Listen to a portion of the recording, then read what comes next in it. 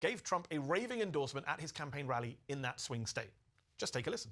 We as Muslims stand with President Trump because he promises peace. He promised to end war in the Middle East and Ukraine. We support Donald J. Trump for his commitment to promoting family values. It was second-hand cringe for me, but anyway, what can we do? Here we go. Let's talk about life. Let's talk about love. If we talk about love, then we should talk about us. And if we're talking about us, we need to talk about growth. They talk about you, but they should talk about both. It's easier to hate now and harder to care. We used to offer help, now we gossip and stare. Comment, like, swipe, share. Hate used to be rare, now you see it everywhere. Man wants to be right. Assalamu alaikum wa rahmatullahi wa barakatuh, brothers and sisters and dear friends. Hope you guys are well, inshallah. Brothers and sisters, do not forget to check out Sindeed Clothing, inshallah. They've opened up in Dubai also. Alhamdulillah, if you want to get those halal clothing for the sisters and the brothers, check them out, inshallah. No thanks. Free massage. But respect and Sindeed. Okay, alhamdulillah, brothers and sisters, the link is there. So we're going to be reacting to Mehdi Hasan questioning the Imam that endorsed Trump. So we're going to call him Trump's Imam. I thought Mehdi was the Imam. Nice. Okay. Yes, this is Mehdi. Ah, so there's multiple Mehdis now, yeah? Nah, this is his name is Mehdi. Okay. Nah, Thanks for clarifying. Not the Mehdi. Aha. Alhamdulillah. Okay, so let's go, inshallah, because I'll be honest with you, it was second-hand cringe for me, but anyway, what can we do? Here we go. This is his interview with him. Gave Trump a raving endorsement at his campaign rally in that swing state. Just take a listen. We as Muslims stand with President Trump because he promises peace. He promised to end war in the Middle East and Ukraine. We support Donald J. Trump for his commitment to promoting family values. We as Muslims support this man because we believe that he will be a president for all Americans, embracing every race, color. Okay, so the first one is obviously there's highlights of him and I mean, did you see that? Yeah, I saw it. No, but you seen it before? I didn't. I've seen it come up on the feed, but I didn't get a chance to look at it. I'll be honest, bro. Because it's just the typical. Anytime something happens, they use like a token brown guy, the token black guy. Just you know what I mean? Like token. Especially the uncle in the back doing this. Like, it was just so embarrassing, bro. And like, I don't know what to say. Like, it's embarrassing for Kamala Harris. In what way? Because Trump's got these guys supporting him. Irrelevant, bro. I would not vote. Kamala's lost already. I don't care, man. Here is where he asked him the 5 points that Donald Trump promised. Not the 6 points. Yeah, let's see. Tell us, what were the 5 points? Okay, so we focused on 5 key points, things that we believe are critical for the future of our country, our community, and even the world.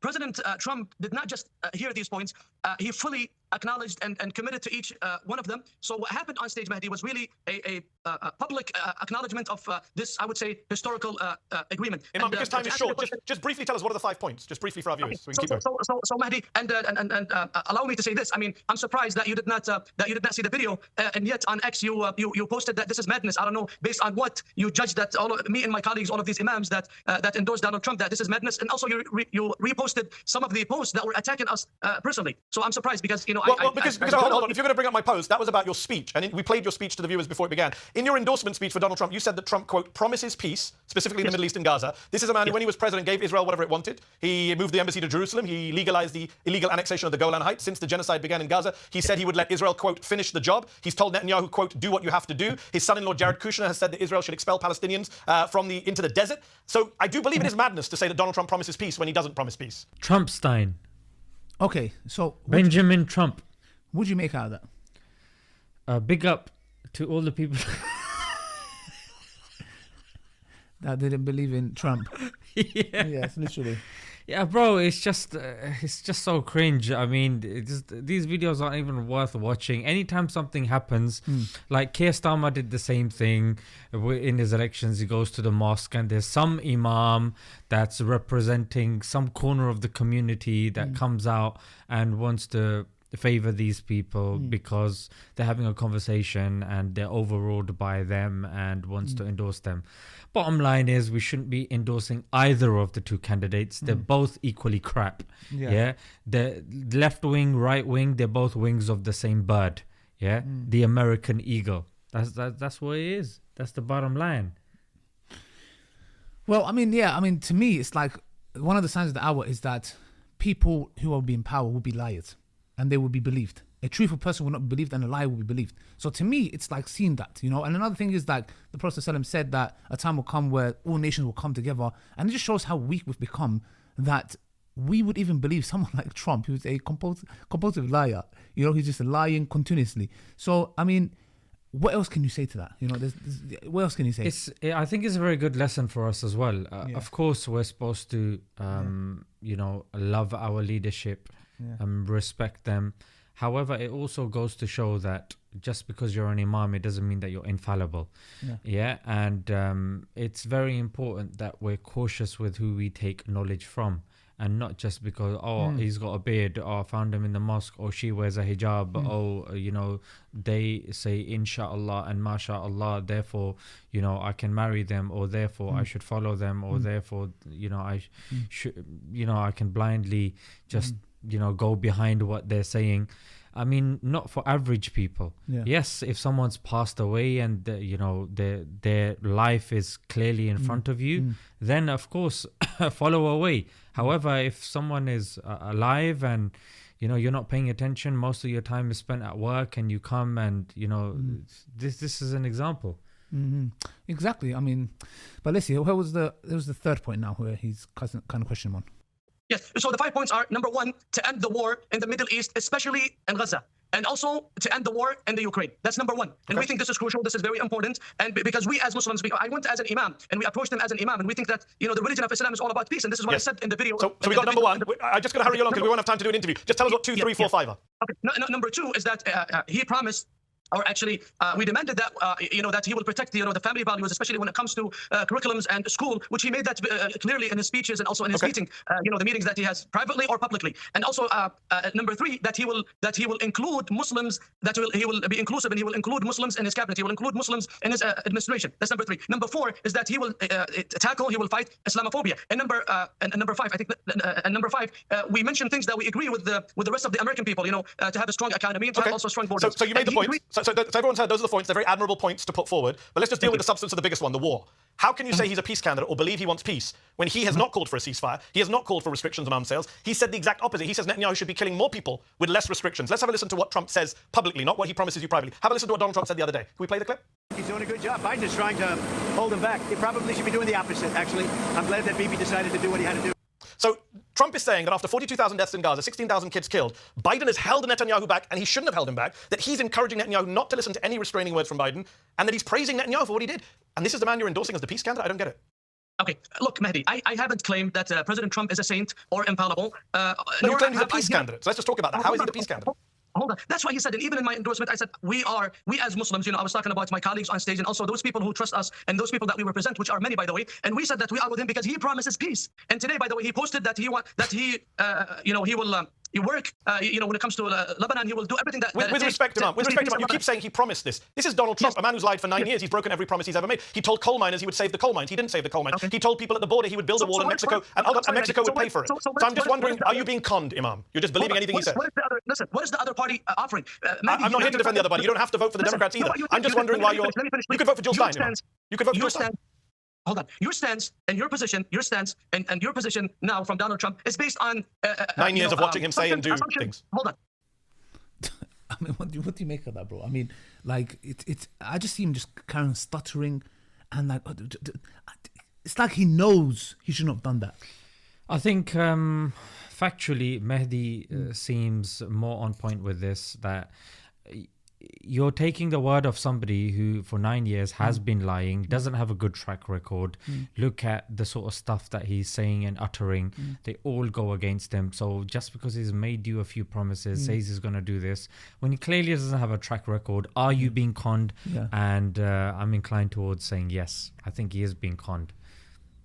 Of course, man. I mean, like, come on, man. Like, I just find it funny. He's like, yeah, like he genuinely feels like Trump took him seriously. Like, yeah, I spoke to Trump. 5 points, etc. You know, this is sorted out. Like, really, bro? Do you really believe this? Like, do you think Trump is gonna come and listen to you? Like, yeah, what's your concerns? Okay, right, note that down. Yeah, and you know, can you imagine just Trump in his tone, like, you know what? Yeah, that's all sorted out. We've just dealt with it now. Just made phone calls. Like I believe he We gotta actually said make that. Palestine great again. yeah, you know? exactly. Do you get what I'm trying to say? It's unbelievable. Well, it's unbelievable. Get you guys your mosques built again. Yeah, you know. exactly, bro. Exactly. It's not speculation. This is what Rudy Giuliani, Trump's very good friend and lawyer, said the day after. This is the day after you endorsed him. You endorsed him on Saturday. Let's listen to what Giuliani said on Sunday. Can we play the clip? Hamas is not there for us. Iran is not there for us. They want to kill us. And the Palestinians are taught to kill us at 2 years old. They won't let a Palestinian in Jordan. They won't let a Palestinian in Egypt. And Harris wants to bring them to you. So the day after you endorse him, at his own rally, one of his closest allies is making racist remarks about Palestinians. I mean, bro. 2-year-olds. This was the most cringiest clip that's come out in recent times. Yeah. This guy is a real piece of work, wrinkly piece of crap, frankly. And he's coming out with 2-year-olds. 2-year-olds can barely string a sentence together. How are they going to decide who they like or hate? They even hate their own parents who don't give them their chocolate milk. You're saying that they're hating Israel or they're hating Jews and this. What a load of BS. Bro, we know what he's about. My issue is not about them. I know what they're about. The people that do not like Islam, the enemies to Islam. I'm not surprised about them. My concern is this Imam, bro. This Imam there. Like, are you this gullible? Like, really? Like, 2 days later after this thing, one of Trump's guys saying this. You cannot make this stuff up. I'm genuinely like, have we become so inferior that we are going to people like Trump? Bro, it's second-hand embarrassment, bro. A second-hand embarrassment to even be sitting there. And the most funny thing is that you actually believe Trump is going to do that. Like, that's unbelievable. But here's a couple of other clips, inshallah, and we're going to end on it. You've done a damage on me and also on my colleagues, the imams and those who support us when you said this is madness, and you reposted people that attacked us personally. And now, and to be honest with you, I'm shocked that you did not even see why did we endorse him. I understand why you endorsed him. He made you promises, and I'm questioning why you believe him. You Keep blaming Mehdi Hasan. You done this to yourself. How are you blaming Mehdi Hasan and saying, oh yeah, this, because you're saying you retweeted those points, so he's okay, bringing it's like attention me. to it. Okay, it's like me getting caught doing something that goes like doesn't benefit the ummah, Astaghfirullah. and then nothing haram, yeah, and then I got people reposting. I go, no, but why are you reposting it? Brother, what I've done is wrong. Yeah. It was public. Yeah. I'm sorry, you get refuted publicly. The point was Islamophobia. I think you said one of the points was to fight Islamophobia. Yeah. Donald Trump is the most Islamophobic politician I've ever come across in my life. He literally said, Islam hates us. He incited hatred against Ilhan Omar and Rashida Tlaib, the only 2 Muslim women in Congress. They have to have 24/7 bodyguards because of what Donald Trump said about them. One option is listening to us, is giving us, is lending, extending his hand to us, and he's listening to our concerns and also our aspirations. The other party, they're not listening to us. And let me say something. Imam, I agree with you. I agree with you. The Democrats are not listening. 100% I agree. Can we agree? We agree the Democrats are not listening. But that doesn't mean that he's listening to you. Why do you not think he's just exploiting you for votes? He's using you, is he not? Why do you not see that? You're not being a little naive with the greatest respect. Politics is all about interest, all about common interest. You give me something, I give you something. We give an endorsement. He's not going to stop being an Islamophobe because you vote for him, I can assure you. How do you know that? How do you know that? Do you know now? Do you know the unseen? You know the alim of ghaib or something? Come on, man. What's that got to do with the unseen? Brother, it's simple. Yani, there's simple things you observe, bro. It's not a matter. It's not. You don't need to be a smart ass like, oh, you know what? Yes, the unseen. I've got some sixth sense. Brother, it's in front of you. Do you not see what it is? He has hope that Trump would do good. Bro, you can't make this Yes, stuff hope. up. Wallahi, You lack hope, Ali. Bro. We saw what he did in office. When he was in office, he didn't just support the oppression of the Palestinians. He supported the Saudi-led war in Yemen, which I believe is a country you're from. He oversaw its deadliest, most violent. It started under Obama, but he oversaw its deadliest, most violent year, 2018. Tens of thousands of innocent Yemenis were killed. A school bus in Yemen famously was blown up. 40 children killed by a US-made bomb. Less than a year later, Congress tried to stop the war. Trump refused. He bypassed Congress. He gave Saudi Arabia and MBS more weapons to kill Yemenis with. You are a Yemeni American. How do you vote for someone who has so much Yemeni blood on his hands? The fact that he goes, like, do you know the unseen, you don't know, but he's basically saying there's a hope that because he's sat with us, actually as human beings, this is what happens when inferiority complex hits you, yeah? Like sitting with Donald Trump because you get this, oh my gosh, the president of the United States sitting in front of me. Who cares, bro? Who cares? He cares. I don't care if he cares, bro. He's there just saying, oh yeah, he's got, brother. And the guy holding up the peace sign, he cares. For God's sake. And the thing is, it's like we sat with him and he, yeah, Aki, what are you talking about? Wallahi, my brain, I'm just genuinely thinking, is this comedy? Is this comedy? I genuinely thought when the first thing happened, this like some just random guy, he's not even a Muslim, it's just a random guy, he's an actual Imam. I mean, I don't want to fall into backbite. I'm just saying, this is unbelievable. This is unbelievable. And right, so Mehdi, he could be the guy who changes Donald Trump. And you don't even realize he thinks because we sat with him. I think he's fixed Donald Trump. Bro. He thinks he's fixed him. He thinks that. Yeah. That's the most naive part. He goes, how do you know that after he's spoken to us, he's going to be okay with the Muslims again? brother, what do you offer him, bro? What do you think he cares about you? He kills your people. You're Yemeni. You're Yemeni, bro. And Mehdi Hasan rightly so just explained to you. He's the one who was funding the MBS and what was going on in Yemen. And now you're here. You can't make this stuff up, bro. Like I'm shocked. I'm speechless. I don't know what to say about it. I mean, you guys make a decision. I don't know. Is there anything you'd like to say? Yeah, what masjid is he the imam at? Should pay him just give him a high five.